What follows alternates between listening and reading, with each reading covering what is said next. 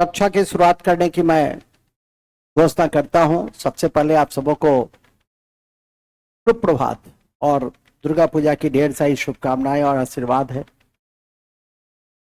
मैं जानता हूं कि दुर्गा पूजा है और विषम परिस्थितियां हैं आपके लिए आध्यात्मिक दृष्टिकोण से, लेकिन फिर भी क्लास लिया जाएगा और अपने जो टाइम है उसके अकॉर्डिंग टू हम लोग 2 भागों में बांटकर उसको पढ़ेंगे।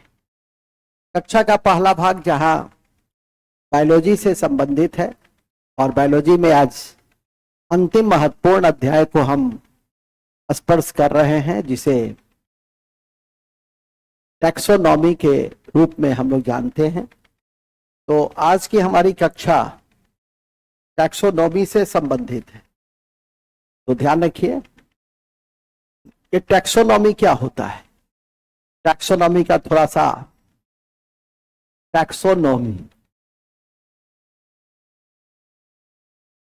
टैक्सोनॉमी का हम लोग थोड़ा सा बेसिक को देखेंगे कि टैक्सोनॉमी क्या होता है, टैक्सोनॉमी के फादर किसको कहते हैं, और आधुनिक जीव विज्ञान में जीवों का जो वर्गीकरण किया गया उसमें सबसे महत्वपूर्ण किसे माना जाता है। हालांकि सबसे पहले तो जीवों का वर्गीकरण करने का श्रेय तो अरस्तु को ही जाता है। उसके बाद कई ऐसे छोटे बड़े जैव वैज्ञानिक आए, लेकिन उन सभी छोटे बड़े जैव वैज्ञानिकों को ध्यान में रखने की कोई आवश्यकता नहीं है। जैसे मिस्टर रे थे, मिस्टर कूपलैंड थे, लेकिन 2 वैज्ञानिक को अरस्तु के बाद यदि किसी वैज्ञानिक को जैव वैज्ञानिक को याद रखना है तो लिनियस को याद रखना है, जिन्होंने द्विनाम पद्धति बाइनोमियल नोमेनक्लेचर दिया, जीनस और स्पेसीज में बांटा, वंश और जाति में। जैसे मानव की जो जूलॉजिकल नेम है वो होमो सैपियंस है, तो होमो हमारा वंश है जबकि सैपियंस हमारी जाति है। तो इस तरह से इन चीजों कभी कभी इस तरह के भी बेसिक क्वेश्चंस आपसे पूछा जा सकता है कि बाइनोमियल नोमेनक्लेचर में 2 महत्वपूर्ण भाग क्या है। तो एक जीनस है, दूसरा स्पेसीज है, जिसको हिंदी में हम लोग वंश और जाति कहते हैं। आधुनिक जीव विज्ञान में सर्वाधिक मान्यता प्राप्त जो जीवों का वर्गीकरण किया गया उनमें व्हिटकर सबसे आगे हैं, जिन्होंने 5 भागों में बांटा, मोनेरा, प्रोटिस्टा, फंजाई, प्लेंटा और एनिमेलिया। इस 5 भागों में उसने आधुनिक जीव विज्ञान में जीवों का वर्गीकरण किया है। तो इन सबको थोड़ा सा हम लोग परिचय में, सबसे पहले हम लोग थोड़ा परिचय को देखेंगे। इस कक्षा के 3 भाग होंगे। एक होगा परिचय, दूसरा होगा प्लांट का क्लासिफिकेशन,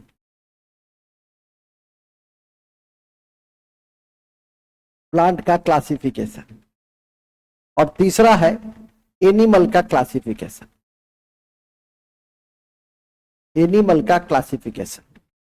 इस 3 कक्षा को हम लोग देखते हैं कि 12 बजे तक कहां तक कर पाते हैं और उसके बाद फिर आगे हम लोग पढ़ना चाहेंगे।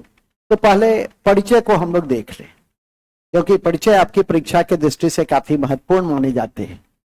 तो परिचय की कड़ी में सबसे पहला परिचय क्या है कि आधुनिक जीव विज्ञान में वर्गीकरण का श्रेय अरस्तु को दिया जाता है, ठीक है कि नहीं।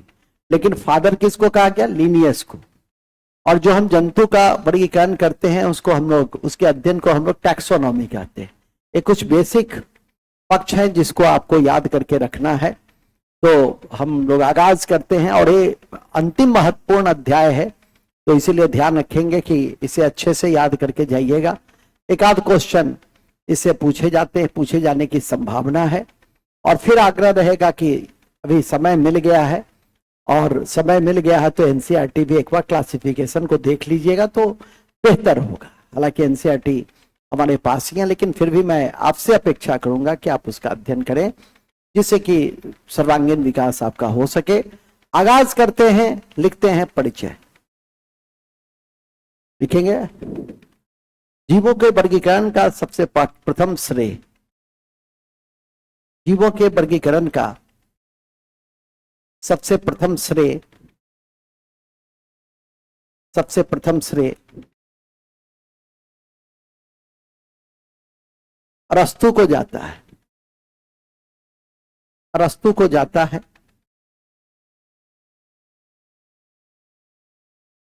अरस्तु को जाता है,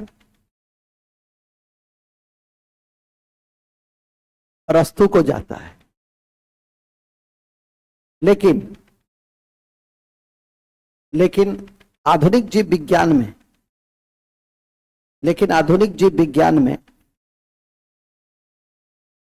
आधुनिक जीव विज्ञान में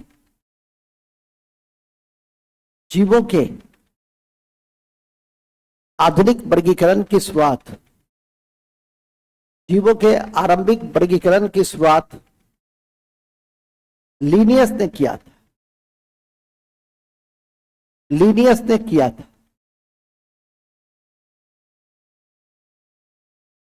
तो अरस्तु के बाद कौन थे? लीनियस। लीनियस ने किया था। लीनियस ने किया था। यह आधुनिक वर्गीकरण का श्रेय इनको जाता है। आधुनिक जीवों के वर्गीकरण का श्रेय जाता है।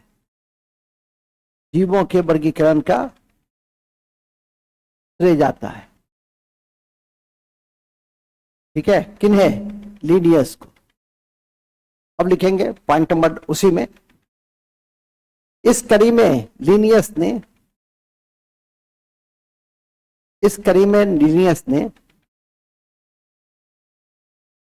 लीनियस ने बाइनोमियल नोमेनक्लेचर का सिद्धांत दिया। बाइनोमियल नोमेनक्लेचर, द्विनाम पद्धति का सिद्धांत दिया। द्विनाम पद्धति का सिद्धांत दिया, जिसको हम लोग कहते हैं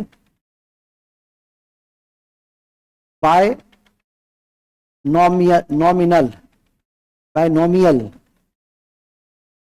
नोमेनक्लेचर।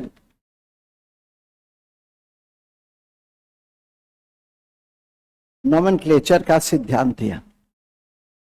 बाइनोमियल नोमेनक्लेचर का सिद्धांत दिया। ठीक है, किसने? लीनियस ने। इस द्विनाम पद्धति के दो भाग हैं। लिखेंगे इस द्विनाम पद्धति के दो भाग हैं। इस द्विनाम पद्धति के दो भाग हैं। एक है जीनस और दूसरा है स्पेसीज। वंश और जाति। जैसे मानव का है होमो सैपियंस। तो सैपियंस जो है, ये सैपियंस जो है ये जाति है, होमो जो है वो वंश है। तो लिखेंगे द्विनाम पद्धति के दो भाग हैं। द्विनाम पद्धति के दो भाग हैं। द्विनाम पद्धति के दो भाग हैं। पहला भाग जीनस है। जीनस, और ये जो जीनस और स्पेसीज है, याद रखिएगा कि ये लैटिन भाषा के शब्द हैं। कौन सा वर्ड है ये? लैटिन वर्ड्स है। ठीक है, चलिए। जीनस और स्पेसीज, वंश और जाति। वंश और जाति वहां लिखिएगा उदाहरणतः मनुष्य का जंतु वैज्ञानिक नाम होमोसैपियंस है। मनुष्य का जंतु वैज्ञानिक नाम होमोसैपियंस है। होमोसैपियंस है, जिसमें होमो वंश और सैपियंस जाति है। होमो वंश और सैपियंस जाति। ठीक है, होमो वंश है, सैपियंस क्या है? जाति है।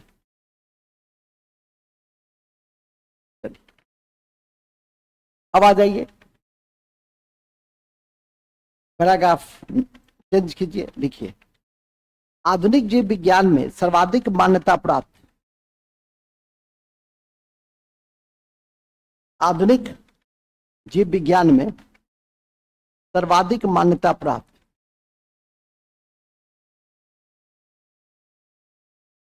सर्वाधिक मान्यता प्राप्त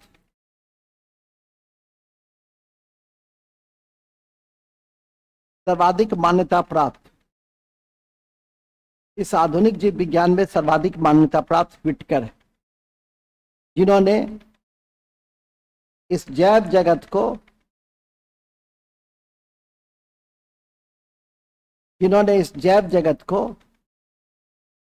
5 भागों में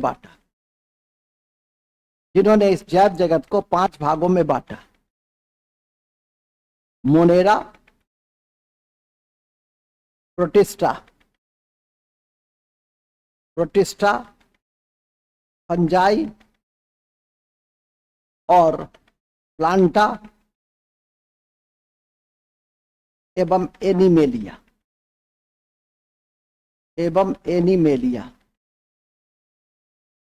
ठीक है, इस 5 भागों में बांटा। वो 5 भाग कौन कौन से हैं? मोनेरा है, प्रोटिस्टा है, फंजाई है, प्लांटा है, एनिमेलिया है। सबसे पहले आइए मोनेरा। यह ए सेलुलर प्रोकैरियोटिक।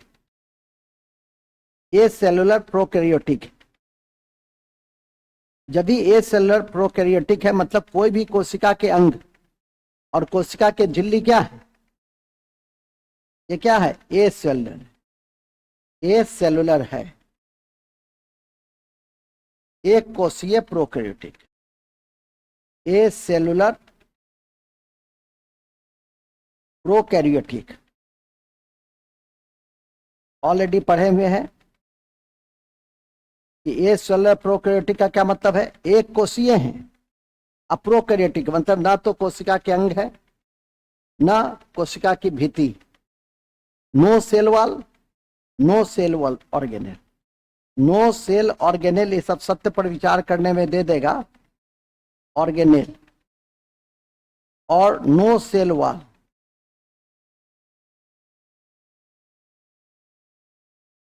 न तो कोई कोशिका के अंग हैं, नहीं इसमें किसी प्रकार की कोशिका की भित्ति पाई जाती है। ठीक है, इसमें माइकोप्लाज्मा, बैक्टीरिया, ये सब पाए, सैप्रोफाइटिक, पैरासाइटिक, ये सब पाए जाते हैं। इसमें क्या पाए जाएंगे? इसको किस पे क्या रखा गया इसमें? Bacteria, mycoplasma. यहां यह बताने की आवश्यकता नहीं है कि सैप्रोफाइटिक क्या है, पैरासाइटिक क्या है। ये सब ऑलरेडी हम लोग एक एक करके क्या है देख चुके हैं ना। बचा हुआ है? नहीं बचा हुआ है। चलिए अब दूसरा आता है मोनेरा के बाद। हाँ, प्रोटिस्टा। ये यूकैरियोटिक यूनिसेलुलर होते हैं। यह एक कोशीय यूकैरियोटिक है। यूनिसेलुलर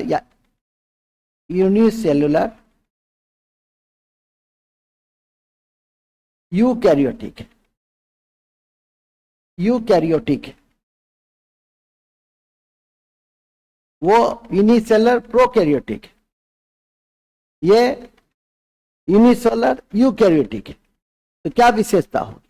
इसमें आता है प्रोटोजोआ, शैवाल, अलगी, ये सब इसमें आता है। लिख जाइए, तो लिखेंगे इसमें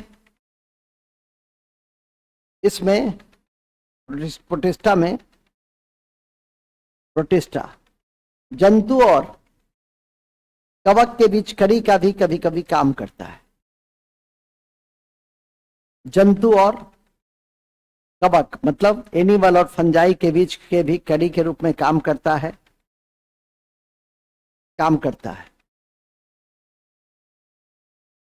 गमन करने के लिए सीलिया या फ्लैजिला जैसी संरचना पाई जाती है। आगे बढ़ने के लिए, गमन करने के लिए, गति करने के लिए सीलिया और फ्लैजिला जैसी रचना पाई जाती है।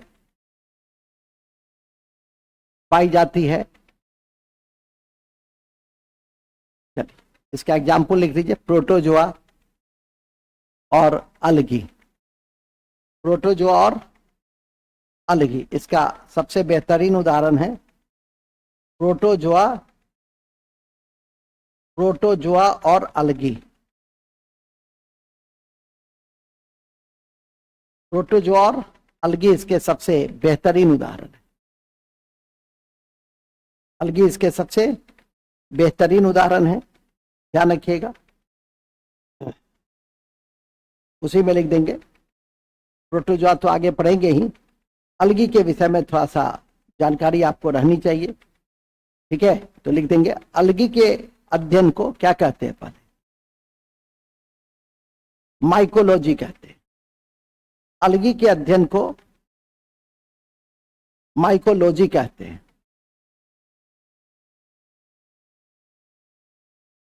माइकोलॉजी कहते हैं।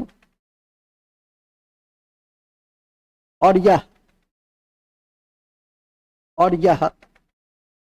कौन, यह अलगी, अलगी में क्लोरोफिल होता है, इसलिए प्रकाश संश्लेषण की क्रिया करते हैं। क्लोरोफिल होता है इसीलिए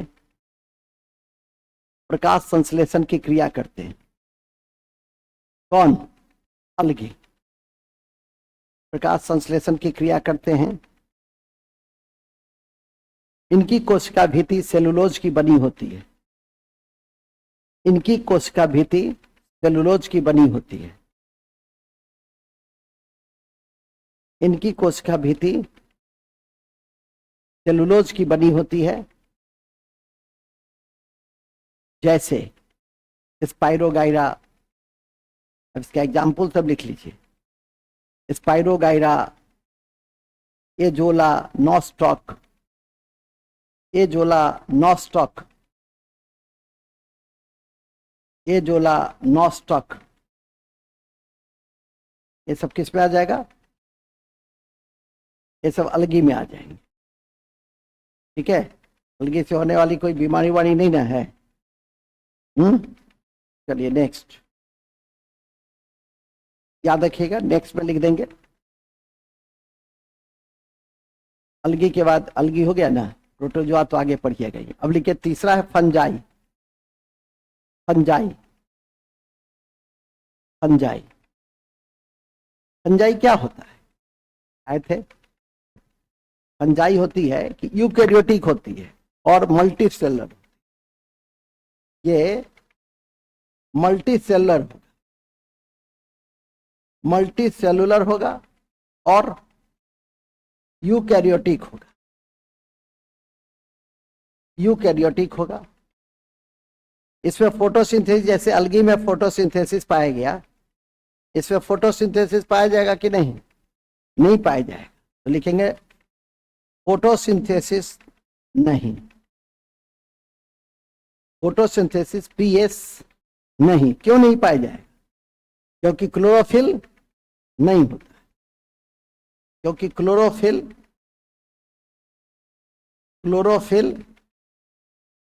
नहीं होता है। और इसका सेल वाल किस चीज का बना होता है, काइटिन का। इसमें सेल वाल होते हैं और जो काइटिन का बना होता है, जो किसका बना होता है, काइटिन है। बहुत इंपॉर्टेंट है, एकदम हमेशा याद रखिएगा। इसका सेल वाल किस चीज का बना होता है, इसका सेल वाल किस चीज का बना होता है, हमेशा याद करके रखे रहिए।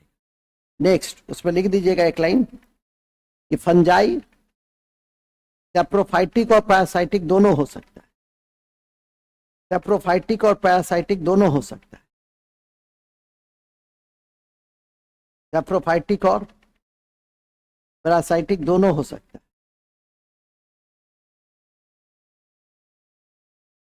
ठीक है, दोनों हो सकता है। सैप्रोफाइटिक और पैरासाइटिक ये दोनों हो सकते हैं। हो गया। जैसे, इसका सबसे महत्वपूर्ण उदाहरण सब लिख दीजिए। जैसे east, east, mushroom, mushroom, mushroom के ब्रैकेट में एक लाइन जरूर लिख दीजिए कि मशरूम प्रोटीन का सबसे बड़ा स्रोत है। मशरूम प्रोटीन का सबसे बड़े स्रोत। Agaricus, agaricus, agaricus, agaricus, agaricus, ठीक है। म्यूकर, म्यूकर, म्यूकर इत्यादि। नोट में एक लाइन लिख दीजिए। इस्ट की सहायता से, इस्ट की सहायता से किण्वन के प्रोसेस के द्वारा, किण्वन के प्रोसेस के द्वारा अल्कोहल, अल्कोहल और ब्रेड के उत्पादन में, ब्रेड के उत्पादन में, ब्रेड के उत्पादन में इसकी महत्वपूर्ण भूमिका होती है। यह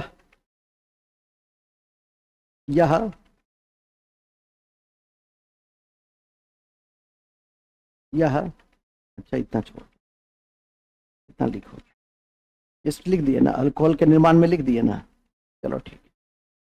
नोट में एक लाइन और लिख दो। लाइकेन अलगी और फंजाई की, लाइकेन, उसको बंद कर दो। लाइकेन अलगी और फंजाई की कड़ी,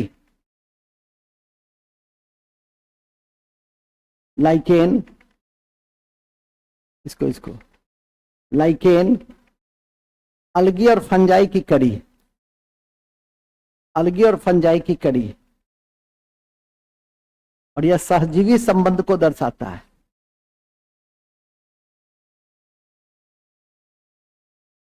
ठीक है, यह सहजीवी संबंध को दर्शाता है। लिटमस पत्र को प्राप्त करता है, लिटमस पत्र को प्राप्त करता है,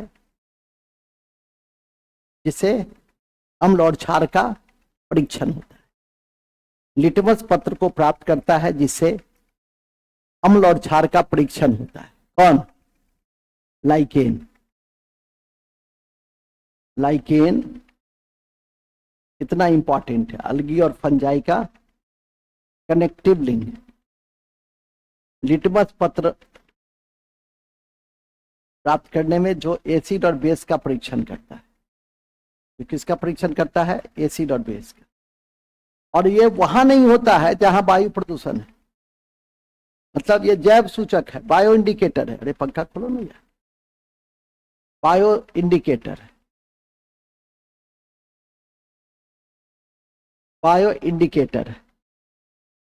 मतलब जहां वायु प्रदूषण नहीं है वहां पर यह नहीं पाया जाता है। और इससे कौन से गैस का पता लगता है? NO2 का। इससे नाइट्रोजन डाइऑक्साइड का, नाइट्रस ऑक्साइड का, इससे नाइट्रस ऑक्साइड का पता लगता है, इससे नाइट्रस ऑक्साइड का पता लगता है, ठीक है। इतनी बातें लाइकेन में जरूर याद रखिए। बायो इंडिकेटर है लिटमस पत्र तैयार करने में, और नेचुरल लिटमस पर, नेचुरल इंडिकेटर से। लिटमस पत्र क्या होगा? जो लाइकेन से बनेगा नेचुरल होगा। एक होता है आर्टिफिशियल इंडिकेटर, एक होता है नेचुरल इंडिकेटर। तो ये क्या है? ये नेचुरल है। तो इसको भी ध्यान में इस तरह से रखने का प्रयास करिए। इसके अलावा फंजाई खत्म हो गया। फंजाई का सबसे इंपॉर्टेंट फीचर क्या था? मल्टीसेलुलर है, यूकैरियोटिक है, फोटोसिंथेसिस नहीं होता है क्योंकि क्लोरोफिल नहीं पाए जाते हैं, सेल वॉल पाए जाते हैं। तो ये सब आप ध्यान रखिए। सैप्रोफाइटिक है, और अधिकांश तो सैप्रोफाइटिक ही है, कुछ पैरासाइटिक भी है और अलगी फंजाई की कड़ी में हमने लाइकेन की चर्चा की और उसके विषय में जो परीक्षा उपयोगी बातें वो बताया। फंजाई में ईस्ट मैंने बताया, म्यूकर बताया, मशरूम बताया, और mushroom richest sources of protein है। ठीक है, तो इस तरह से हम इन चीजों, एडिबल फंगस भी है, मशरूम क्या है, वो तो हो ही गया रिचेस्ट सोर्स जब ही है। ऐसा नहीं कि परीक्षा में पूछे कि अच्छा बताओ जी कि एडिबल फंगस कौन है, तो गड़बड़ करके आ जाइए। अलगी जब भी पढ़िए तो अलगी के विषय में हम कहते भी हैं कि रेड अलगी, ग्रीन अलगी, उन सब के विषय में थोड़ा सा जानकारी रखिए। मतलब अलगी का जो व्यवहारिक उपयोग है, ठीक है, अब इस कक्षा में तो संभव नहीं है, उसको नोट में लिख लो कॉपी के ऊपर में। अलगी और फंजाई के उपयोग को पढ़ लेंगे। हम तो लिखा ही देते हैं, लेकिन इस प्रसंग में उचित नहीं है, क्योंकि अभी ये, हालांकि ये चैप्टर अपने आप में बहुत कॉम्प्लिकेटेड है, पढ़ लेंगे। ठीक है, चलिए आगे बढ़िए। पहले भी कहे हैं तो ध्यान रखिएगा, जब कह दिए तो पढ़ लेंगे। चलिए नेक्स्ट, नेक्स्ट हमारा है, कौन कौन हो गया, मोनेरा हो गया, प्रोटिस्टा हो गया, फंजाई हो गया, प्लांटा। अब लिखेंगे प्लांटा।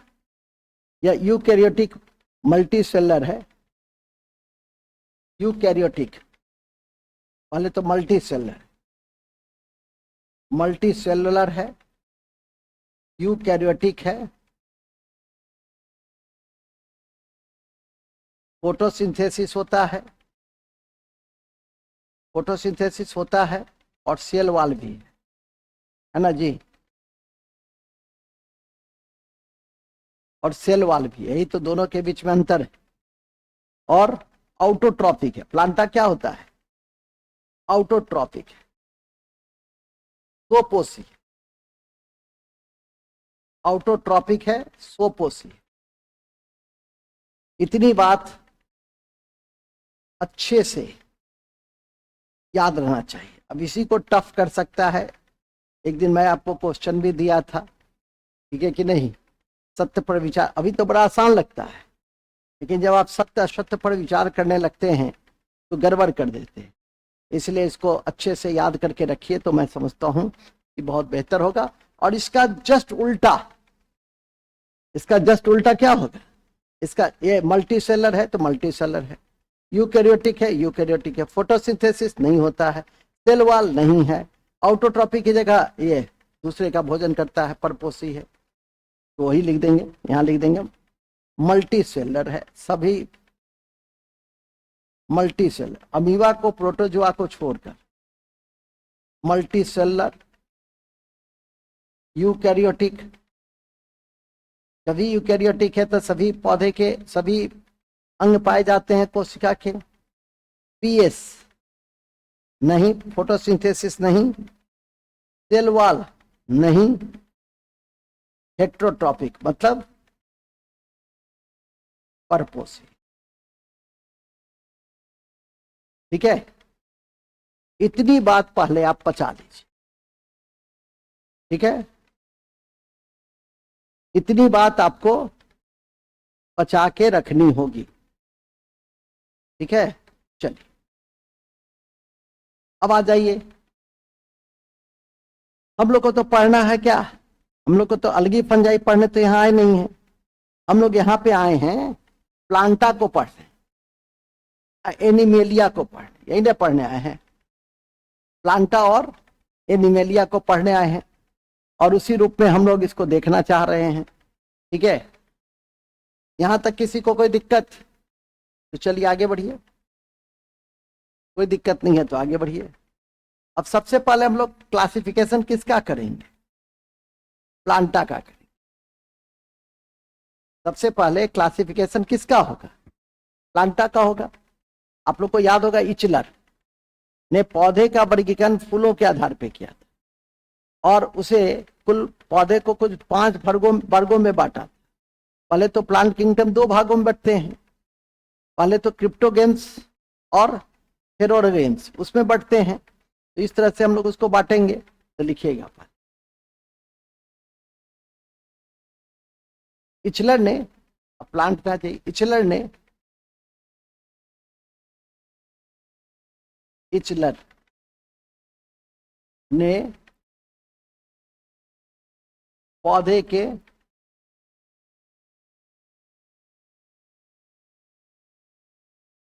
वर्गीकरण, इचलर ने पौधे के वर्गीकरण को फूलों के आधार पर बांटा। फूलों के आधार पर बांटा, आधार पर बांटा। पहले इसको दो भागों में बांट देंगे, ठीक है। पहले इसको कितने भाग में बांट देंगे? दो भाग। क्रिप्टो, क्रिप्टो मतलब अपुष्पीय पौधा। Cryptogams, games, phanerogams, phanerogams. NCERT से जरूर पढ़ लीजिएगा इस अध्याय को, कि मेंशन है। और मैं बराबर कहता हूं कि कमीशन देने जाइए तो एनसीईआरटी को जरूर पढ़ लीजिए। कितना भी मास्टर, कोई भी मार्गदर्शक पढ़ा दे, एनसीईआरटी को एकदम ब्रह्मास्त्र रखिए, सामने में रखिए, रोज रिवाइज कीजिए। 25 क्वेश्चन बनाने से ज्यादा बेहतर है कि आप उन किताब से उसको ज्यादा से ज्यादा समझने की कोशिश कीजिए, वो आपके लिए ज्यादा बेहतर होगा। 9, 10th, 11th किसी में आपको जहां मिल जाए ये चैप्टर, वो आपके लिए उपयोगी है, ठीक है कि नहीं। चैप्टर रहना चाहिए, 9th में है कि 10th में है, ये कोई बहुत मायने हो। तो 6 से लेकर 12 तक में कई अध्याय, कॉमन अध्याय भी यदि आप देखिएगा तो कई, हाँ कुछ में थोड़ा सा स्वाभाविक है कि 6th में है तो 6th स्तर का देगा, 12th में है तो 12th स्तर का देगा, नहीं। लेकिन पढ़ना चाहिए जो 6 से लेकर 12 तक का है, तो जो बेसिक अध्याय जो मैंने कहा कि जहां मिल जाए उसको जरूर पढ़ लीजिए, ठीक है। 9, 10, 11, 12 तो मस्ट है ही। आगे बढ़िएगा, आगे बढ़ने की कड़ी में है। अच्छा, चंदन जी आज हैं पूजा वूजा करके, कल तो आप नहीं थे, अपने फंस गए। आज याद आ गया हमको, कल तो ये नहीं था, ठीक है कि नहीं। चंदन जी आप तो कल नहीं थे शायद, चुप, इसमें यही फायदा है। जी सर, कल नहीं थे, कहीं घूमने गए थे क्या? वाह, बहुत बढ़िया, ठीक है। ने सबसे निठल्ला हम ही लोग हैं, हम नारायण नीतीश जो यहाँ पे आए हैं वही लोग सबसे निठल्ला हैं, और जो 25-50 लोग पढ़ रहे हैं वो लोग निठल्ला है। चलिए ठीक है, शाम घूमने के लिए तो शाम होता है, इसलिए तो सुबह में चला रहे हैं। अच्छा का टाइम तो इसमें शाम में है, लेकिन शाम में घूमने की आज़ादी है। सुबह में 3-4 घंटा पढ़ लीजिए, उत्सव में 4 घंटा पढ़ लिए तो कम बड़ी बात थोड़ी है, क्या जी नारायण, ठीक है। चलिए आगे बढ़िएगा, हम लोग बड़े अच्छे जगह पे हैं, प्लांटा में हम लोग हैं। तो हम लोग क्रिप्टो गेम्स है, और क्रिप्टो गेम्स है अब फेनोरो गेम्स है। फेनोरो ये है अपुष्पीय, नन फ्लावर प्लांट है, नन फ्लावर प्लांट, ठीक है, नन फ्लावर प्लांट। और ये है flowering plant, flower plant, okay, flower plant. अब ये जो नन फ्लावर प्लांट है ये भी 3 भागों में, थैलोफाइटा, थैलोफाइटा, ब्रायोफाइटा, ब्रायोफाइटा, आजकल पूछता है कमीशन में, pteridophyta,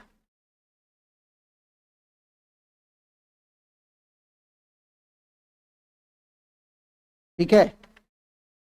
Chhattisgarh, Punjab PCS, Haryana PCS के भी क्वेश्चन को जरूर देखिएगा, जो उड़ीसा का देखिएगा। हालांकि सब इंग्लिश में लिखता है तो कोई दिक्कत नहीं है, एक बार पढ़ लीजिए।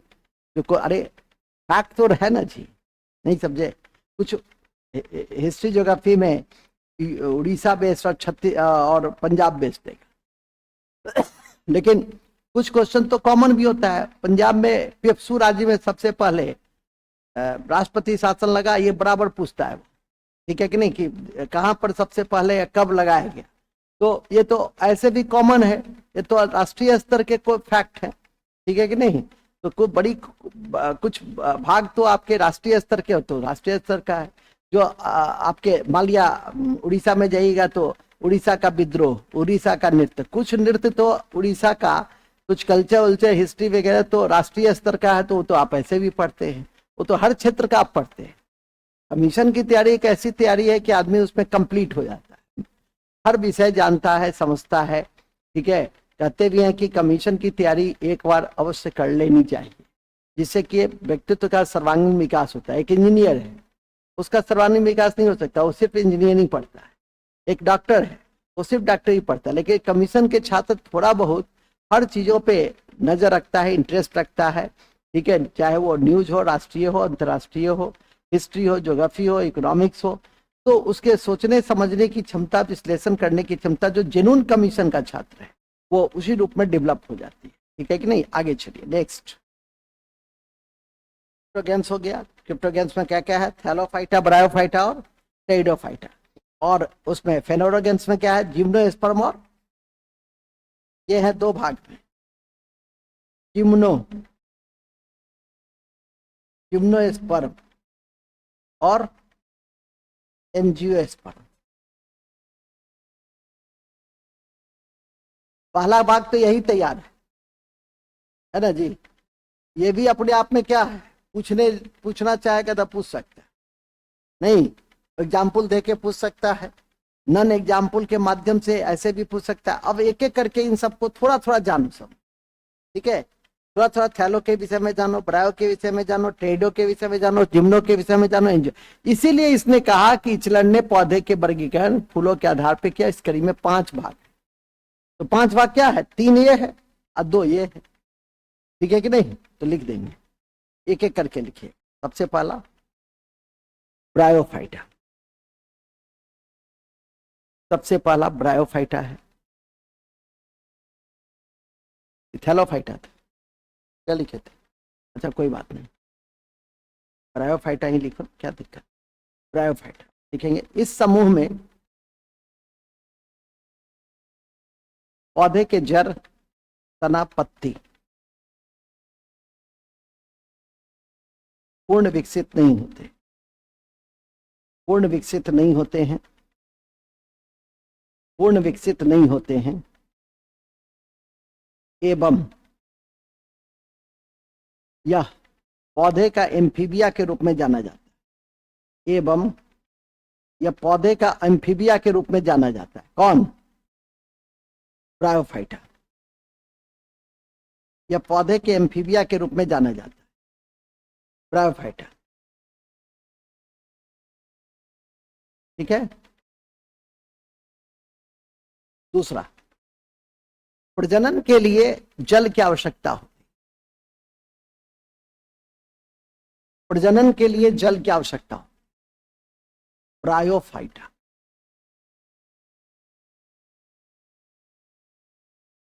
ठीक है, ब्रायोफाइटा।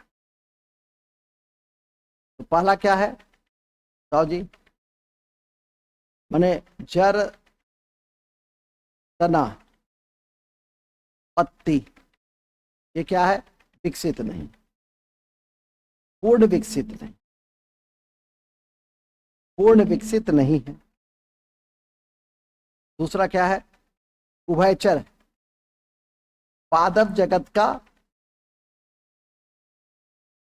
का उभयचर है। उभयचर मतलब कि जल और थल। और तीसरा क्या है? प्रजनन के लिए, प्रजनन के लिए जल, प्रजनन के लिए जल की आवश्यकता होती है। ये इंपॉर्टेंट लाइन है, ध्यान रखिए। प्रजनन के लिए जल की आवश्यकता होती है। एवं पारिस्थितिकी अनुक्रमण में भी इसकी महत्वपूर्ण भूमिका है। पारिस्थितिकी अनुक्रमण में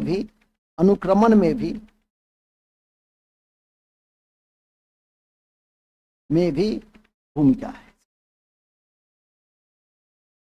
अब इसका एग्जाम्पल क्या है जी? क्या एग्जाम्पल बताइए? मॉस और लीवरवर्ट, समझ गए? आपको जानकारी रहनी चाहिए। दे देगा 4, दे देगा ना 4? स्टार मतलब इधर दे देगा अलगी, मॉस, है ना, साइकस, पाइनस, इधर दे देगा आपको एंजियोस्पर्म, जिम्नोस्पर्म, ब्रायोफाइटा, थैलिडोफाइटा दे देगा, कहेगा मिलाइए। तो जानते रहोगे मॉस और लिवरवर्ट किसका एग्जाम्पल है, ब्रायोफाइटा का। तुम फीचर याद रखो चाहे नहीं रखो, फीचर तो क्लास का हिस्सा है तो बताना है, लेकिन वो जरूर याद रखो कि कौन इसके महत्वपूर्ण उदाहरण हैं। मिस्टर नारायण, नजर से नजर मिलाओ, समझे, हमसे नजर मिला लिया तो फिर कमीशन पास। नजर मिलाओ, हाँ एकदम टाइट हो गए, नजर मिलाओ सर, ठीक है।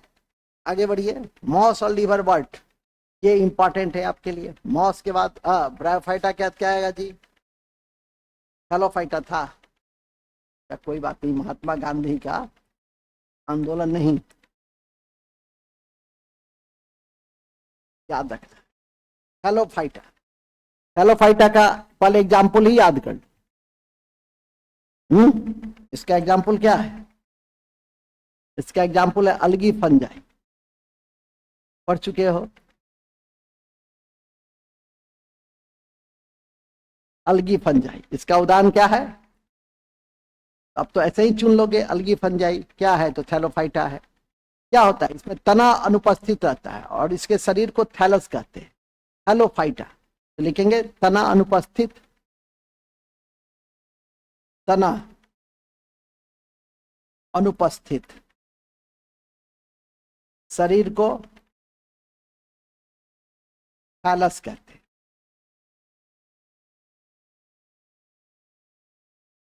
शरीर को थैलस कहते हैं,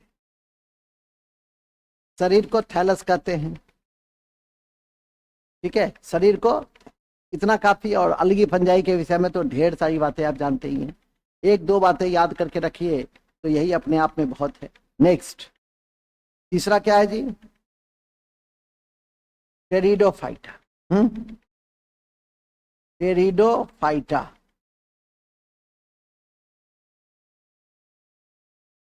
टेरिडोफाइटा, टेरिडोफाइटा, टेरिडोफाइटा में यह प्रथम प्रथम स्थल पौधा है। ये क्या है, इसके विषय में एक बात याद रखो, प्रथम लैंड प्लांट है, लैंड प्लांट, स्थल पौधा, स्थल पौधा है कौन, टेरिडोफाइटा, फर्स्ट स्थल पौधा है। फर्न और हॉर्स टेल इसका सबसे महत्वपूर्ण उदाहरण है, उदाहरण फर्न और हॉर्स टेल,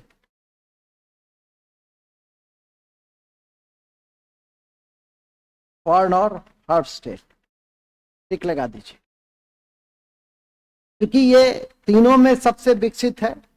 टेरिडोफाइटा क्या है, ये तीनों में सबसे प्रिमिटिव आपका थैलोफाइटा है, उसके बाद ब्रायोफाइटा है, उसके बाद आपका टेरिडोफाइटा। मैंने क्रम में यदि देखिए तो विकसित के आधार पे देखे तो टेरिडो, ठीक है, टेरिडो के बाद ब्रायो, और बायो के बाद नहीं, सॉरी सॉरी सॉरी, हाँ ठीक है, थैलो, ब्रायो और टेरिडो।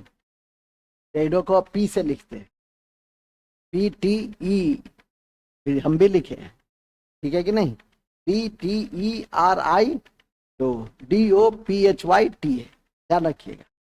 तो ये क्रम के इसलिए ये क्या है, पूर्ण विकसित है, तो लिखेंगे या इसमें विकसित जड़ तना पत्ते होते, विकसित, विकसित जड़ तना पौधे पत्ते होते, विकसित जड़ तना पत्ते होते, किसके, इसका उदाहरण क्या है, इसका उदाहरण है फर्न और हॉर्स टेल। फर्न और, फर्न सबसे इंपॉर्टेंट, सब एक एक दो दो, ज्यादा मैं लिखाया भी नहीं हूं। अब आता है क्या, जिम्नोस्पर्म, पढ़े हैं ना अभी, जिम्नो और एनजीओ देखेंगे, जस्ट पढ़े हैं। ये फेनोरोगेंस, क्रिप्टोगेंस खत्म हो गया। फेनोरोगेंस में क्या है? Flowering plant. ये फ्लावरिंग प्लांट के भी दो भाग, जिम्नो और एंजियोस्पर्म में। अब जिम्नोस्पर्म में हम लोग क्या देखें? जिम्नोस्पर्म होता है नेकेड सीड, ठीक है। जिम्नोस्पर्म में क्या रहता है? नेक सीड रहता है, नेकेड सीड। नेकेड सीड एक ही लाइन में तुम ध्यान रखना। सीड कैसा होता है? इसमें खुला हुआ, एकदम नेकेड होता है, ठीक है। जड़, पत्ते, तना विकसित होते हैं, पुष्प और बीज उपस्थित होते हैं, फल अनुपस्थित होता है। पुष्प, बीज उपस्थित, फल अनुपस्थित, जड़ विकसित, तना विकसित, पत्ते विकसित। जड़, तना, पत्ते विकसित, ठीक है। जड़, तना, पत्ते विकसित। इसका उदाहरण, इसका सबसे महत्वपूर्ण उदाहरण क्या है? वेरी गुड, साइकस, पाइनस,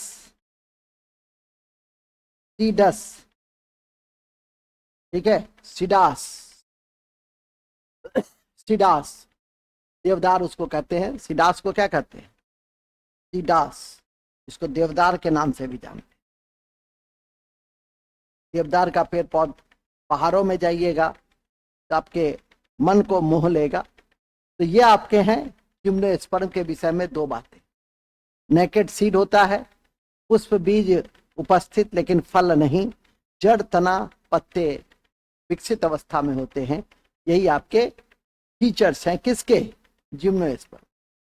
किसके? जिम्नोस्पर्म। ओके, आगे बढ़े। इसके बाद क्या आता है जी? एंजियोस्पर्म। एंजियोस्पर्म ये भी इंपॉर्टेंट, परीक्षा, छोटी छोटी परीक्षा में तो काफी महत्वपूर्ण है, ठीक है कि नहीं। सर्वाधिक विकसित जो पौधे के वर्ग हैं वो कौन सा है? सर्वाधिक, सर्वाधिक विकसित, विकसित पादप वर्ग। सर्वाधिक विकसित पादप वर्ग कौन सा है? ये आपकी एंजियोस्पर्म, टिक लगा दीजिए। और पौधे के सभी भाग उसमें उपस्थित होते हैं।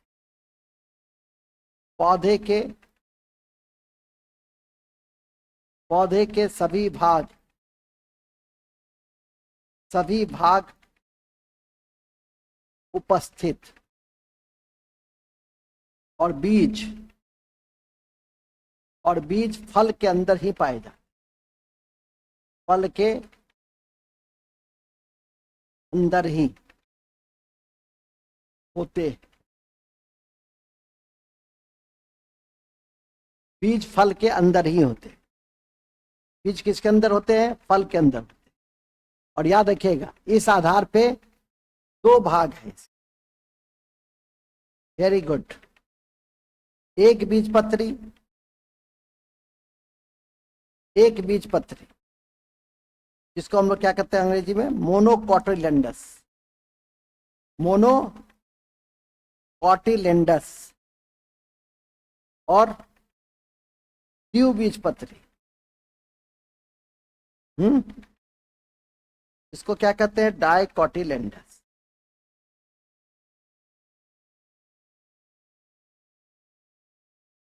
मोनोकोटिलेडोनस और डाइकोटिलेडोनस। तो एक बीजपत्री क्या क्या होता है? जैसे अनाज है, नहीं, बांस है, तो ये सब होता है एक बीजपत्री। एक बीजपत्री इस तरह का होता है।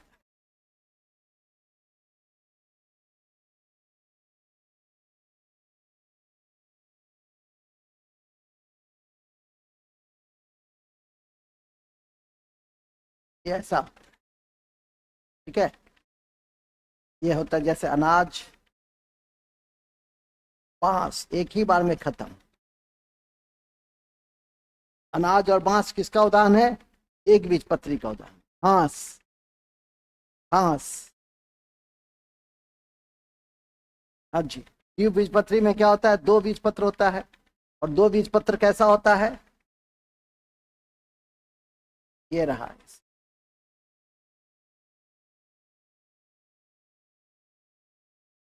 ऐसा। ठीक है, तो दो बीजपत्री जब रहेगा, डाई डाई उसका उदाहरण क्या क्या है, दलहन, जितना भी दलहन तेलहन है, दलहन तेलहन आम, हो गया, एक ही में काफी। दलहन तिलहन आम, दलहन तिलहन और आम। ठीक है, तो इस तरह से आपने पूरा प्लांट जगत को देखा। एंजियोस्पर्म सबसे इंपॉर्टेंट कड़ी में सर्वाधिक विकसित पादप वर्ग है। पौधे के सभी भाग उपस्थित होते हैं, बीज फल के अंदर ही होते हैं। दो भाग में बटा है, एक बीजपत्री, द्विबीजपत्री। द्विबीज मोनोकोटिलेडनस अनाज, बांस और घास है। दलहन तिलहन डाइकोटिलेडनस का उदाहरण है। हालांकि इसके पहले आप लोगों ने शुरू से ही सब कुछ को पढ़ने का प्रयास किया। आपने सबसे पहले टैक्सोनॉमी, प्लांट खत्म हो गया तो एक बार रिवाइज करवा दे। टैक्सोनॉमी को पढ़ा। टैक्सोनॉमी को मैंने कहा कि 3 एंगल से पढ़ना, परिचय थोड़ा सा पढ़ लो, प्लांट का क्लासिफिकेशन पढ़ लो, और फिर एनिमल का क्लासिफिकेशन। ये दोनों भाग कंप्लीट हो गया ना जी, बोलिए ना। हाँ, अब इस क्रम में हमने बताया कि ऐसे तो सबसे पहले वर्गीकरण तो अरस्तु ने ही दिया, ठीक है कि नहीं, लेकिन आधुनिक जीवों का वर्गीकरण का श्रेय, जिसको हम लोग टैक्सोनॉमी कहते हैं, अध्ययन को, यह लीनियस को जाता है, जिन्होंने द्विनाम पद्धति भी दिया। यह लैटिन वर्ड है, बाइनोमियल नोमेनक्लेचर, जिसमें 2 भाग हैं, जीनस और स्पेसीज। यदि हम पीसन सेटिव, हम जैसे मटर का है, ठीक है, वनस्पतिक नाम है। एलियम सीपा, ठीक है। मैग्नीफेरा इंडिका, एलियम सीपा प्याज का है। मैग्नीफेरम इंडिका आपका आम का है, ठीक है। तो ये सब जो आपका है, तो फर्स्ट पार्ट क्या है, वंश है उसका। सेकंड पार्ट क्या है, उसका जाति है। उसी तरह से होमो सैपियंस, क्योंकि सबसे कॉमन है, हम लोग अपना ही से खुद से ही शुरू करें, तो होमो वंश है और ये जाति है। इस तरह के भी क्वेश्चंस, बेसिक क्वेश्चन भी कभी कभी पूछे जाते हैं। लेकिन व्हिटकर सर्वाधिक मान्यता प्राप्त जीवों का वर्गीकरण, जिसके 5 भाग थे, ठीक है, और इस 5 भागों में मोनेरा, प्रोटेस्टा, फंजाई, प्लांटा और एनिमिलिया। इसमें मोनेरा की चर्चा किया। ये एक कोशीय है, प्रोकैरियोटिक है, सबसे प्रिमिटिव है।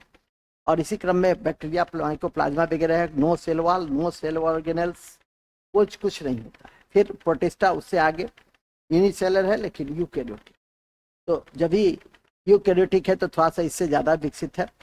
इसमें प्रोटोजोआ और एल्गी आता है, उसके विषय में आपने जाना। फिर आता है फंजाई, मल्टी सेलर है, बहुकोषीय हो गया। यूकैरियोटिक है, लेकिन उसमें पीएस की क्रिया नहीं होती है, फोटोसिंथेसिस नहीं होती है, क्लोरोफिल नहीं होती है, लेकिन सेल वॉल काइटिन का है, ये सबसे इंपॉर्टेंट है। इसी क्रम में फंजाई के विषय में कुछ जानकारी दी, और फंजाई की कनेक्टिंग लिंक के विषय में लाइकेन, जो आपकी परीक्षा के लिए इंपॉर्टेंट है, बताया। कुछ एडिबल फंगस भी बताया, ठीक है, जो एगेरिकस, मशरूम, म्यूकर, ईस्ट, ये सब ईस्ट आपके वाइन इंडस्ट्री में, बेवरेज इंडस्ट्री वगैरह में काफी इंपॉर्टेंट रोल अदा करता है। ये भी ध्यान रखना है। विटामिन ए का भी सोर्सेज है, तो इन सबको भी थोड़ा सा ध्यान करके रखना। प्लांटा, मल्टी सेलर, यूकैरियोटिक, इसमें सब कुछ होता है। पीएस, सेल वॉल और ऑटोट्रॉफिक। चूंकि जब भी प्लांटा है तो हरे पौधे अपना भोजन बचपन से पढ़ते आ रहे हैं। फोटोसिंथेसिस की क्रिया होती है, क्लोरोफिल की उपस्थिति होती है।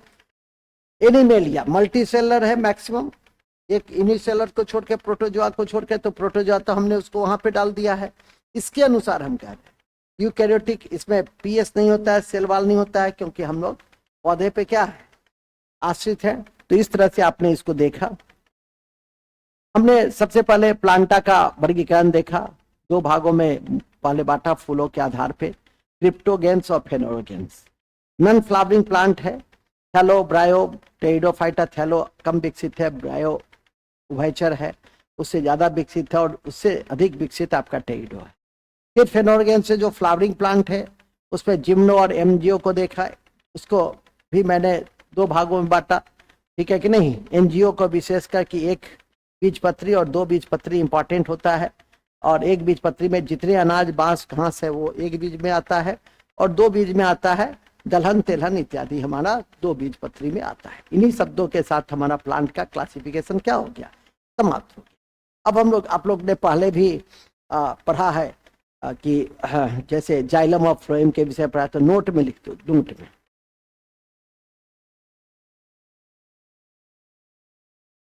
नोट में लिख दीजिए जिम्नोस्पर ऐसे हेलोफाइटा, ब्रायोफाइटा, टेरिडोफाइटा में, टेरिडोफाइटा में संवहन उत्तक नहीं होता है, संवहन उत्तक नहीं होता है,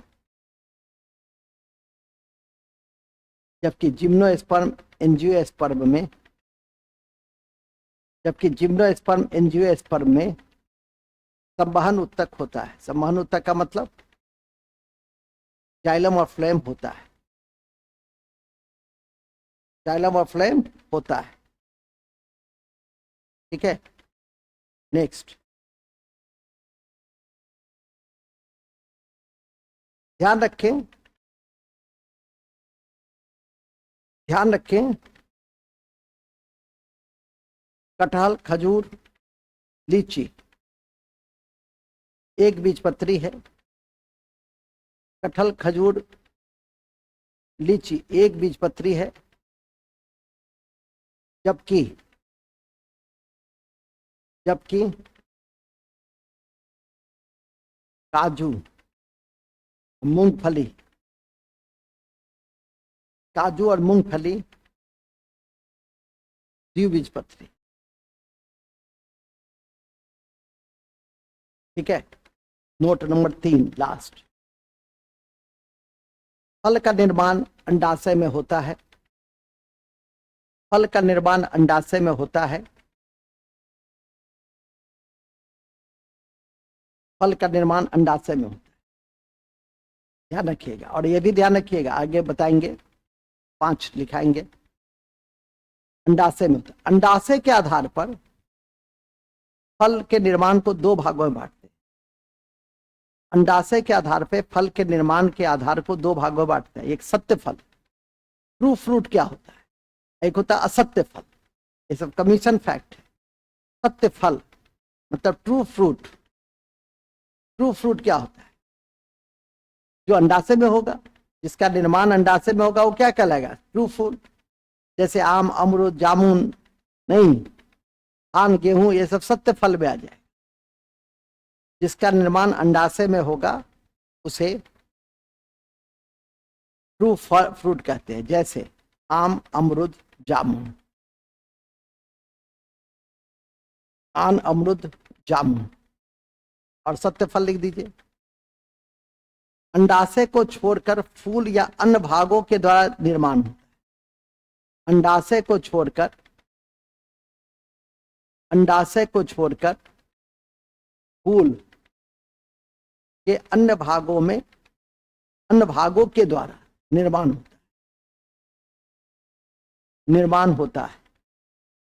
जैसे सेब, अनानास, नाशपाती, काजू, कटहल। सेब, अनानास, सेब, अनानास, सेब, अनानास, सेब, अनानास, काजू, कटहल, अंजीर इत्यादि, ठीक है। फिर लिखिए, फलों में एक लाइन लिख दो पहले, फूलों में सबसे अधिक पॉलिनेशन, फूलों में सबसे अधिक पॉलिनेशन, पॉलिनेशन एक प्रक्रिया है जिसमें परागन स्टिग्मा तक चला जाता है, याद है ना। और पॉलिनेशन के लिए अलग अलग एजेंट होते हैं, उनका अलग अलग योगदान होता है, और इस प्रकार फूलों के भी अलग अलग क्लास होते हैं, ठीक है कि नहीं। तो पॉलिनेशन कहाँ होता है, स्टिग्मा, उस पर स्टिग्मा का रोल क्या है, महत्वपूर्ण है। तो पहले ये लिख लो, फूलों में सर्वाधिक परागन कीटों के द्वारा होता है, कीटों के द्वारा होता है। ब्रैकेट लिखो मधुमक्खी में, मधुमक्खी में। और ध्यान रखें कि कीट लाल रंग को नहीं देख पाता है, कीट लाल रंग को नहीं देख पाता है, सिर्फ ब्लू और वायलेट को देखता है। कीट लाल रंग को नहीं देख पाता है, सिर्फ ब्लू और वायलेट को देखता है। और यह भी याद रखें कि पक्षी लाल और ऑरेंज को देखता है। पक्षी के लिए उत्तम रंग कौन सा है? लाल और ऑरेंज है, रेड और ऑरेंज, रेड और ऑरेंज।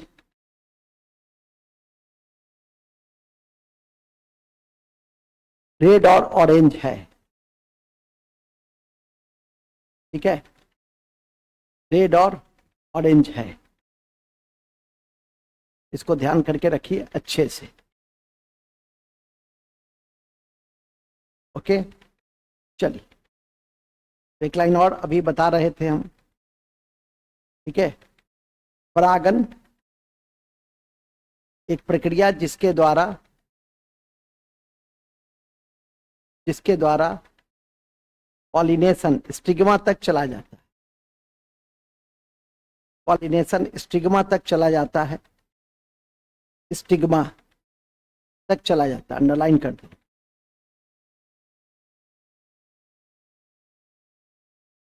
ठीक है, स्टिग्मा को अंडरलाइन कर देना। तो ये आपके क्या है? सत्य और असत्य फल देखा। एक होता है अनिषेचित फल, जिसको हम लोग पार्थिनोकार्पिक फ्रूट कहते हैं। तो तीसरा लिख दो, अनिषेचित फल, parthenocarpic fruit, parthenocarpic fruit, parthenocarpic fruit, parthenocarpic fruit. फलों का निर्माण बिना पॉलिनेशन और फर्टिलाइजेशन के होता है। और फलों का निर्माण बिना निषेचन और फर्टिलाइजेशन के होते हैं। इतना इंपॉर्टेंट। कौन? सत्य और असत्य के बाद सत्य फल, असत्य फल, असत्य फल और अनिषेचित फल, अनिषेचित फल। ठीक है, जिसको हम लोग क्या कहते हैं?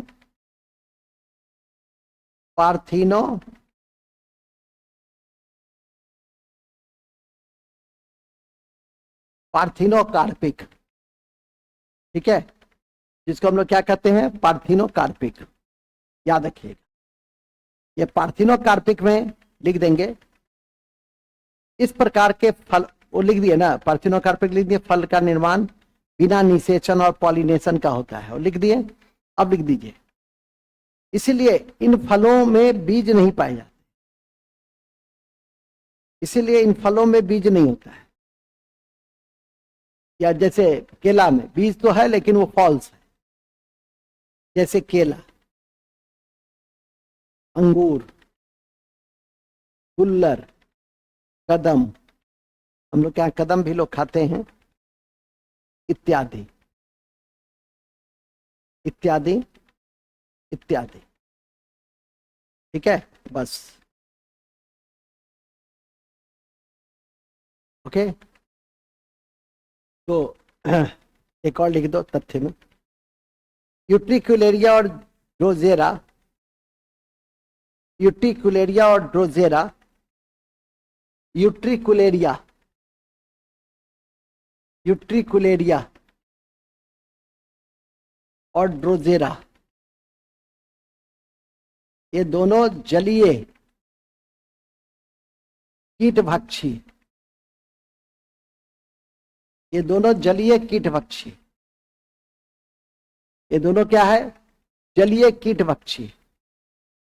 ठीक है, याद रखिएगा, ये क्या है? दोनों जलीय कीटभक्षी है।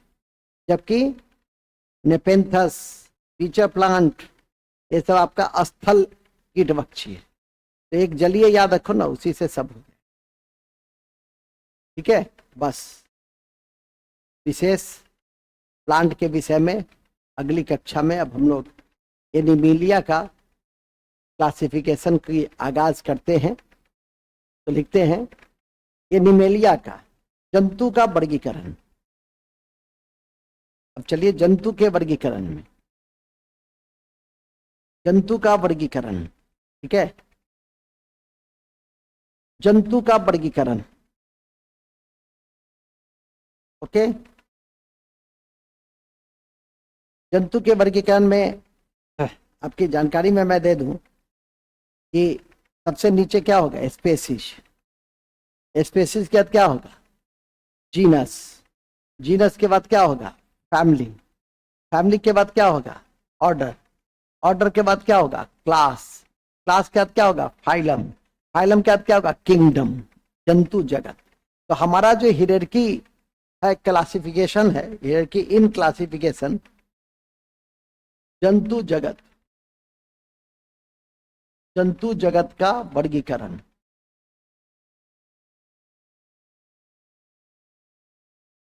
तो सबसे ऊपर क्या है, किंगडम है, सबसे ऊपर है, हाँ, टॉप पर है। इसके बाद फाइलम है,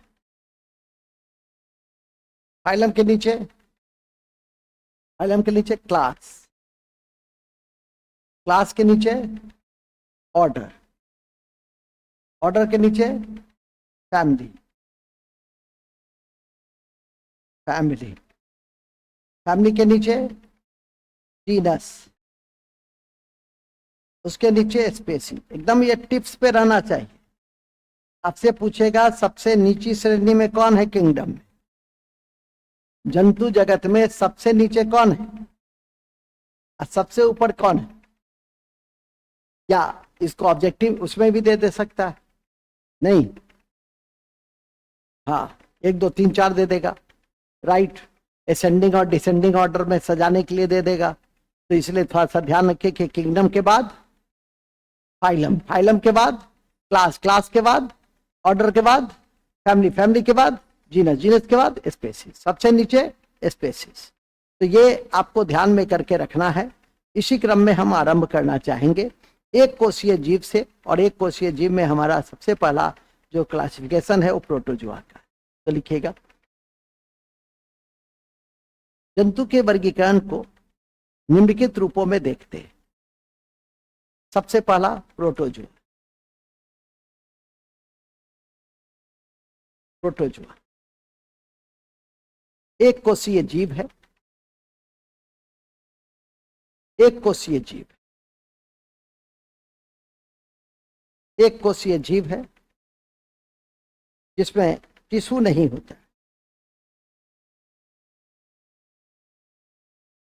जिसमें टिश्यू नहीं होता है, जिसमें क्या नहीं रहता है, टिश्यू नहीं होता। ठीक है, जिसमें टिश्यू नहीं होता है। और इसका प्रचलन, इसका प्रचलन फ्लैजिला और स्यूडोपोडिया से होता है। इसका प्रचलन इससे होता है, स्यूडोपोडिया और फ्लैजिला से होता है। किसका, किसका, सबसे पहला है प्रोटोजुआ। दो बातें हैं, एक कोषीय, एक कोषीय, उत्तक नहीं, फ्लैजिला, इंपॉर्टेंट पॉइंट में फ्लैजिला और स्यूडोपोडिया। ये क्या करता है, गमन नहीं, ये गमन। इसका सबसे बढ़िया उदाहरण क्या है, अमीबा। उदाहरण के दृष्टि से amoeba, Entamoeba histolytica, Entamoeba histolytica, amoeba है, एंट अमीबा हिस्टोलिटिका है, पैरामीशियम है, प्लाज्मोडियम है, लिस्मेनिया डोनोवानी है, प्लाज्मोडियम, लिस्मेनिया डोनोवानी, डोनोवानी, ठीक है। बस इतना याद रखिए, यह है प्रोटोजोआ, ये पहला जीव है, ठीक है, ये पहला है। और इसके प्राणी क्या होते हैं, इसके प्राणी स्वतंत्र भी रहते हैं, परजीवी भी अभी देखे ही नहीं, ये सब आपके प्रोटोजोआ में आ जाए। इसके अलावा दूसरा है पोरीफेरा, तो लिखिएगा पोरीफेरा, तो सामान्यतः स्पंज कहते हैं, पोरीफेरा को स्पंज कहते हैं, क्योंकि शरीर पर बहुत सारे, और ये भी लिख देंगे, इसके शरीर पर बहुत सारे छिद्र होते हैं जिसे ओस्टिया कहते हैं। शरीर पे अनेक छिद्र होते हैं जिसे ओस्टिया कहते हैं, और जिसकी मदद से वह पोषण और उत्सर्जन का काम करता है, पोषण और उत्सर्जन का काम करता है।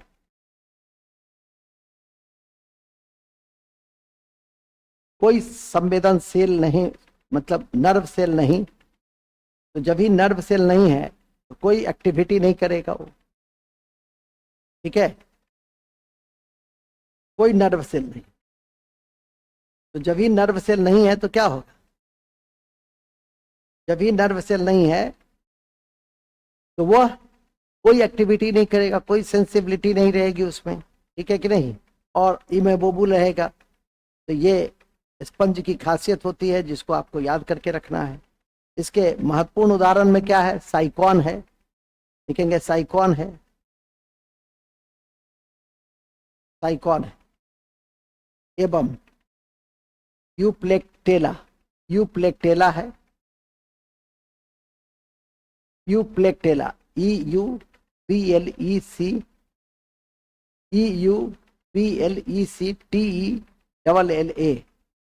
और उसे वेनस फ्लावर भी कहते हैं, उसे वेनस फ्लावर भी कहते हैं, उसे वेनस फ्लावर भी कहते हैं। किसको, बस चलिए, अब तीसरा है, मल्टी सेलर है ही, पोरीफेरा क्या है, मल्टी सेलर, बहुकोषीय। अब तीसरा है सिलेंट्रेटा, सिलेंट्रेटा पढ़े ही अभी, बहुकोषीय है, ये तो ऊपर ही लिख दिए, क्या है, बहुकोषीय है। दूसरा है, जब भी बहुकोषीय है तो उत्तक होगा, जल में होता है, फ्रेश जल में पाया जाता है, फ्रेश जल में होता है, और कोई पाचन तंत्र नहीं होता है,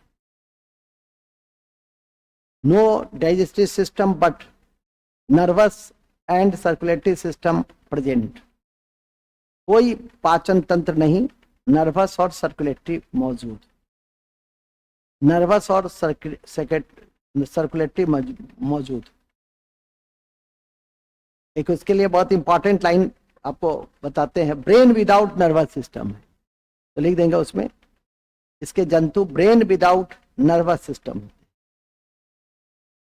ब्रेन विदाउट नर्वस सिस्टम, ठीक है। और इसके जीव मरने के बाद, और इसके जीव मरने के बाद कोरल रीफ का निर्माण करते, और इसके जीव मरने के बाद कोरल रीफ का निर्माण करते,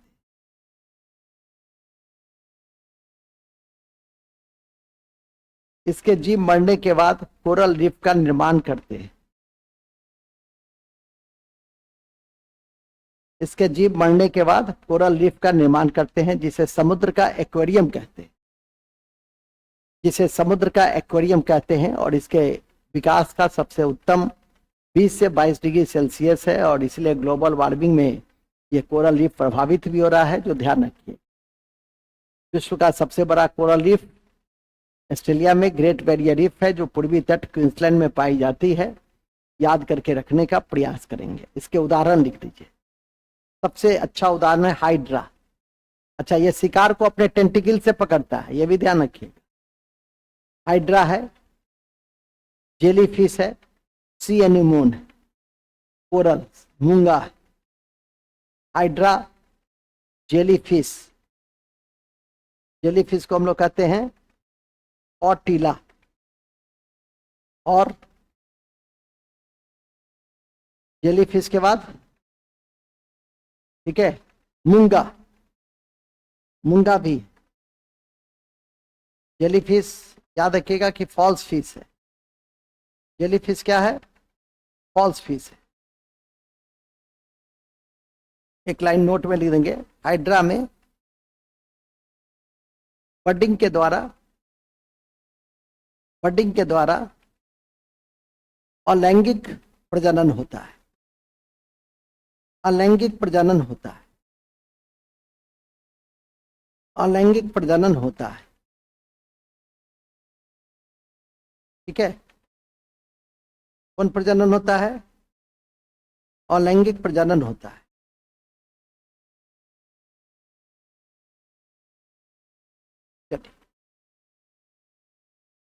चौथा नेक्स्ट है प्लेटीहेलमिन्थिस।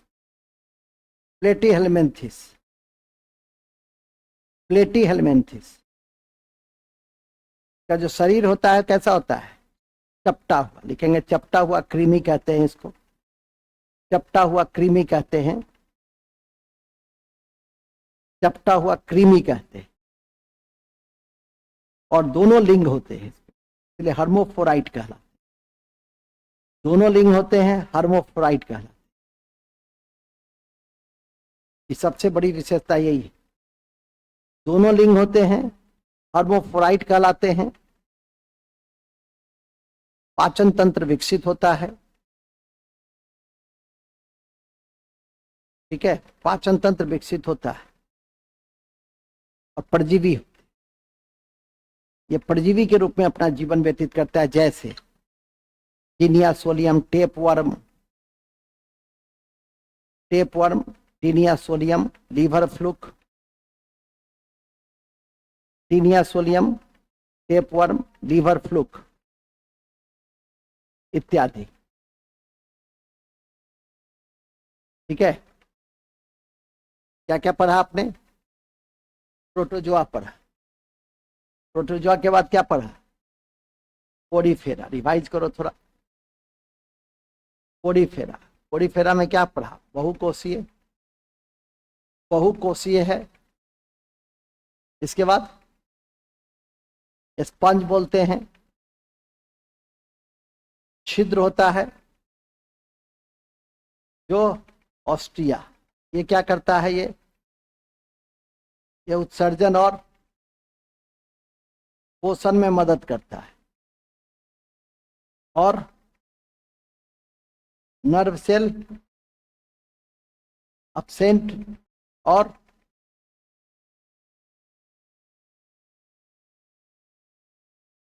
एग्जाम्पल में साइकॉन, सबसे इंपॉर्टेंट, खत्म। पोडीफेरा के बाद क्या था? सिलेंट्रेटा भी क्या है? Multi cell. फ्रेश जल में पाया जाता है, फ्रेश वाटर में पाया जाता है। और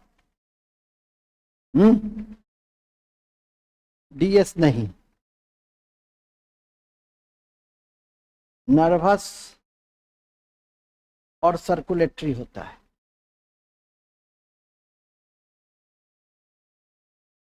ब्रेन विदाउट, ये इंपॉर्टेंट लाइन है, ब्रेन विदाउट नर्वस सिस्टम। और हाँ, बहुत इंपॉर्टेंट है आज का, मरने के बाद कोरल रीफ बन जाता है। और तो अभी टेंटिकल टेंटिकल, शिकार जो करता है, इसका शेप देखे हो ना, ऐसे होता है, ये है हाइड्रा। टेंटिकल से क्या करता है? शिकार करता है। इसका उदाहरण क्या है? हाइड्रा और जेलीफिश और मूंगा। बहुत बढ़िया, और हो गया। चलिए, सिलेंट्रेटा के बाद क्या है? हाँ, प्लेटीहेलमिन्थिस। प्लेटीहेलमिन्थिस, इसमें क्या होता है? चपटा होता है, सबसे इंपॉर्टेंट तो यही, ठीक है, चपटा कृमि। और कौन? हाँ, हर्मोफ्रोडाइट होता है, हर्मोफ्रोडाइट, दोनों लिंग पाए जाते हैं।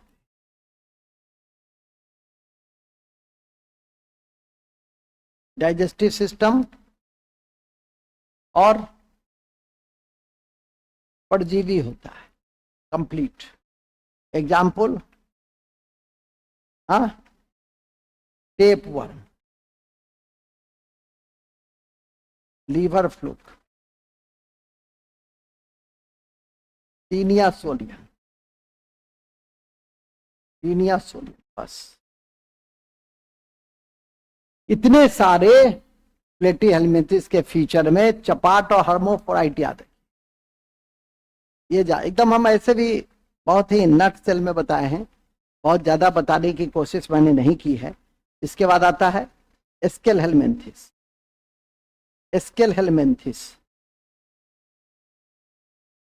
एस्केलहेलमिन्थिस, इसका शरीर त्रिस्तरीय, पतला और छोटा होता है। इसका शरीर त्रिस्तरीय, पतला और छोटा होता है। राउंड वर्म कहा जाता है, राउंड वर्म कहा जाता है।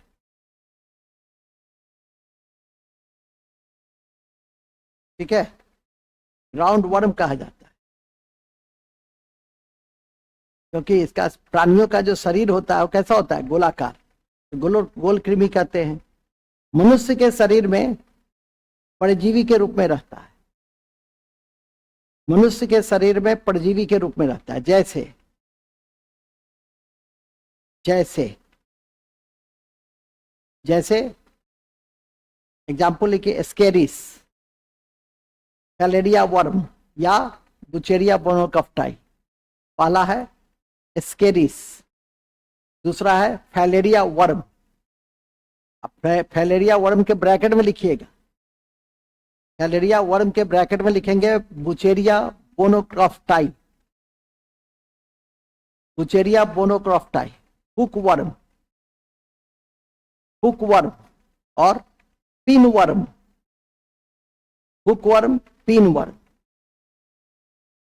Hook worm, pin worm. ठीक है, कौन कौन है example? स्केरिस, बुचेरिया बोनोक्रॉफ्टाई, filaria worm, hook worm और पिन वर्म। इसको आप याद करके रख लीजिए, बहुत अच्छा। छठा, नेक्स्ट, एनीलिडा।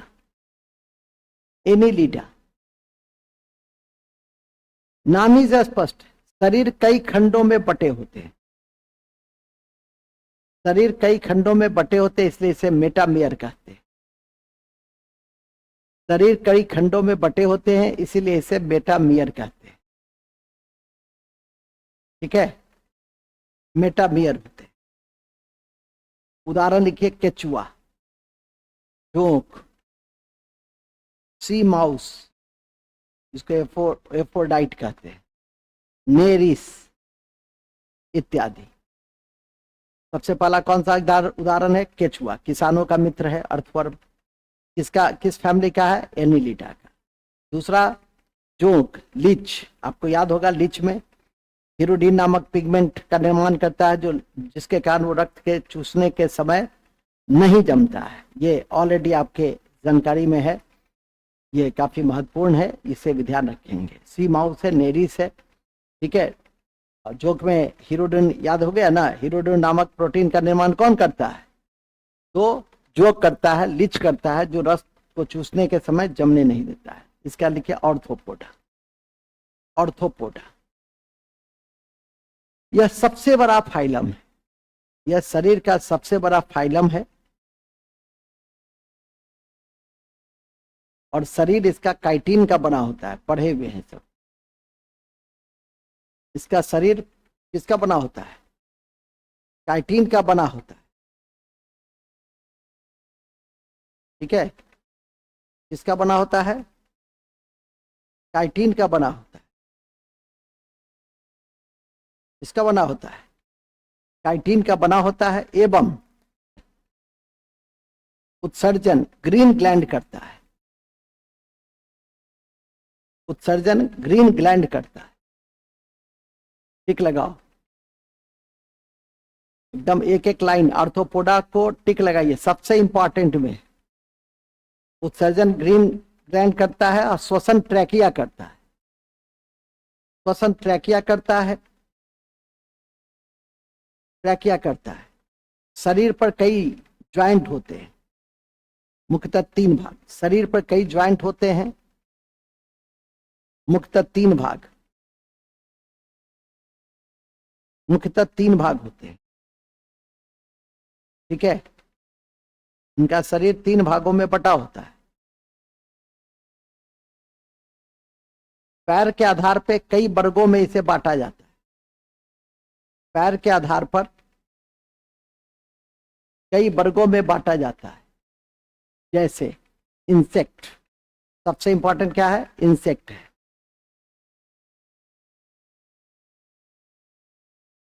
ठीक है। इंसेक्ट, इसमें 3 जोड़ी पैर होते हैं। कीट शामिल होते हैं, 3 जोड़ी पैर होते हैं। लेकिन मक्खी में, घर की मक्खी में 1 जोड़ी पंख होता है, 1 जोड़ी होता है, याद रखिएगा।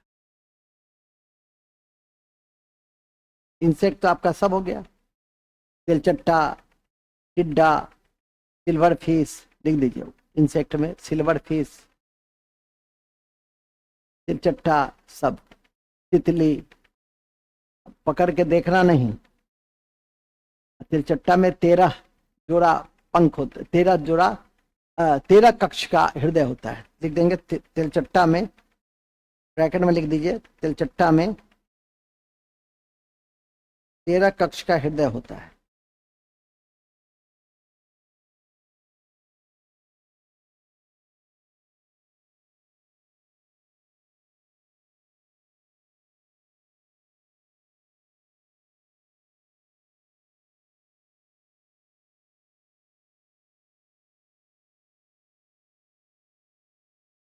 ठीक है, नेक्स्ट।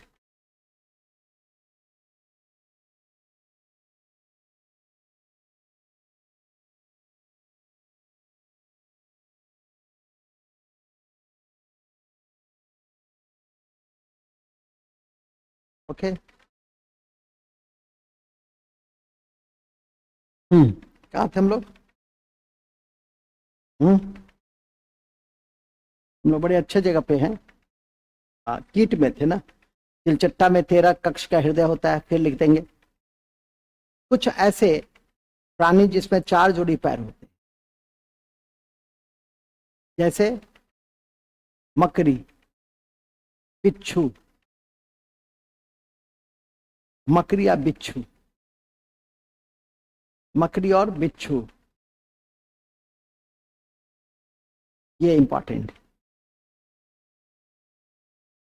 कुछ ऐसे भी होते हैं जिसमें 4 जोड़ी से अधिक होते हैं।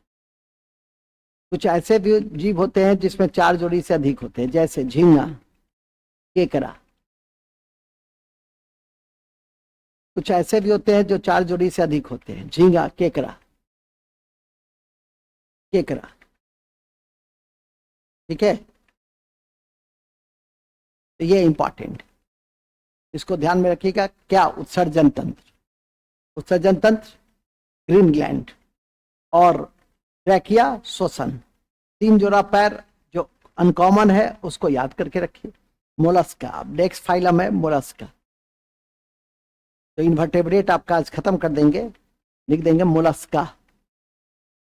मोलस्का, तो मोलस्का में लिखेगा इसके शरीर मुलायम होते हैं और कैल्शियम कार्बोनेट की एक सुरक्षा कवच होती है, और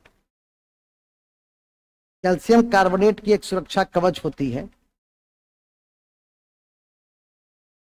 सुरक्षा कवच होती है। ये सबसे इंपॉर्टेंट है मोलस्का में। मांसल कोमल शरीर, कैल्शियम कार्बोनेट का आवरण मोलस्का में, ठीक है। और इसका सबसे अच्छा उदाहरण क्या है? घोंघा, सीप, जिसको ओइस्टर कहते हैं, सीप, ओइस्टर, मोती निकलता है उसमें। ये इसको मोती कल्चर करने में सीप की भूमिका होती है। लिख दो ना, सीप में मोती कल्चर करता है, तो मोती बनाता है। नहीं, घोगा का तो हम लोग भोजन के रूप में भी आप इस्तेमाल करते हैं। और उसका रक्त का रंग नीला, रक्त का रंग कैसा होता है? हालांकि पूरे मोलस्का का ही रक्त का रंग नीला होता है, वो भी लिख दो। मोलस्का में ही ऊपर में लिख दो ना, रक्त का रंग नीला।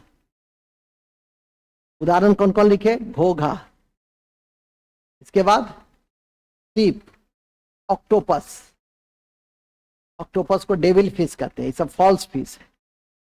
ऑक्टोपस तो लिख दो, पैर की संख्या 8 होती है, पैर की संख्या 8 होती है।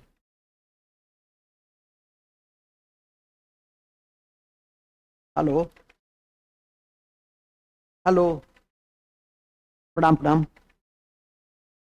हाँ बोलिए ना।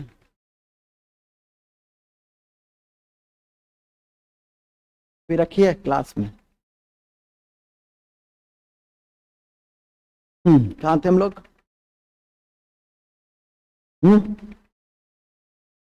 Mollusca, okay. तो मोलस्का में क्या क्या है? हाँ हाँ, माने घोगा है, ऑक्टोपस है, सीप है, इन सबको यार। एक और लिख दो, cuttle fish, cuttle fish, cuttle fish. तो ये सारे मोलस्का के उदाहरण हैं। तो मोलस्का के उदाहरण कौन कौन से हैं? पहला सीप, घोगा, octopus, cuttlefish, devil fish, pila, अरे डेविल फिश वही है, ऑक्टोपस ही है। और ऑक्टोपस में पैर की संख्या कितनी है? 8, ठीक है। फिल्मों वगैरह में भी देखे होंगे। तो मोलस्का इसी के साथ खत्म। इनवर्टेब्रेट में लास्ट है इकाइनोडर्मेटा, तो लिख देंगे इकाइनोडर्मेटा, इकाइनोडर्मेटा, इकाइनोडर्मेटा। इसकी संरचना कांटेनुमा होती है, इसकी संरचना इकाइनोडर्मेटा, इकाइनोडर्मेटा, इसकी संरचना कांटेदार होती है। कैसी होती है? कांटेदार होती है, कांटेदार होती है। और सभी जीव समुद्र में पाए जाते हैं, और सभी जीव समुद्र में पाए जाते हैं, जैसे स्टारफिश, जैसे स्टारफिश, सी कुकुम्बर, स्टारफिश और सी कुकुम्बर, सी कुकुम्बर, ठीक है। बस स्टारफिश और सी कुकुम्बर, इन्हीं शब्दों के साथ हमारी क्लासिफिकेशन का एक भाग, जंतु के क्लासिफिकेशन का एक भाग समाप्त होता है। इतनी जो बताई गई है जंतु में, प्रोटोजुआ से लेकर इकाइनोडर्मेटा तक करीब 10, और कल हम लोग कॉर्डेटा में चलेंगे। पीसेज, मत्स्य वर्ग से लेकर एम्फीबिया से लेकर रेप्टाइल से लेकर एवी से लेकर और मेमेलिया तक को हम लोग कंप्लीट देखेंगे। और उसके बाद हम अपनी इस कक्षा की समाप्ति की मैं घोषणा कर दूंगा। और सबसे इंपॉर्टेंट पार्ट्स कौन? टैक्सोनॉमी आपकी कंप्लीट समाप्त हो जाएगी। आशा करता हूं कि इसको बढ़िया से रिवीजन कर लेंगे। इन्हीं शब्दों के साथ 5 मिनट का ब्रेक है। और उसके बाद आपकी हिस्ट्री, मॉडर्न हिस्ट्री की कक्षा है, जिसमें अंग्रेजों के सुदृढ़ीकरण के नीति की कड़ी में हम लोग आज प्रशासनिक न्यायिक नीति की चर्चा करेंगे और आगे बढ़ेंगे। तब तक के लिए take rest, thank you very much. 5 minute का ब्रेक है, फिर आपकी कक्षा 12:10 से संचालित की जाएगी। टाइम पर ध्यान रखिए।